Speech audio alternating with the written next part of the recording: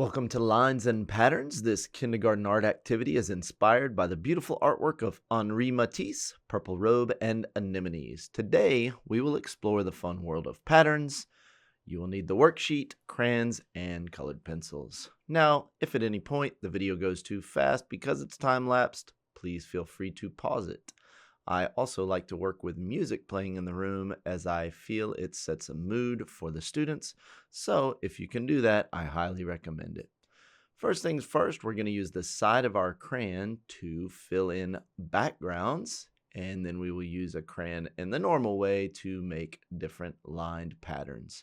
Now, as we go, I just use the colors that they have already in their hands to kind of fill in the worksheet. Of course, your workflow and the way that you do this may be different according to the needs of your students. So we like to do a straight lined pattern. When we talk about thick and thin lines, we like to do a wavy lined pattern.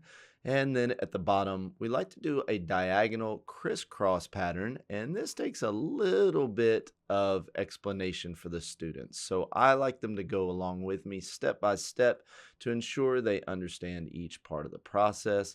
We talk about straight lines, wavy lines, and diagonal lines. We even use the fancy schmancy term intersecting lines. So if you want to throw that in there for your kindergartners, feel free.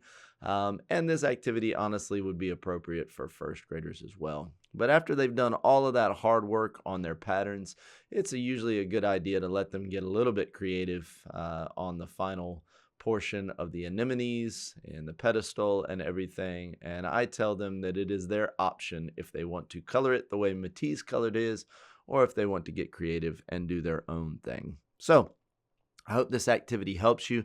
As always, if you know any teachers that could use this, please share it with them. Any homeschool parents that are trying to give their artists fun activities, all of these things in the curriculum are free. Please go over to mrhen.com, download the worksheet, and spread the word. I hope you have a great day.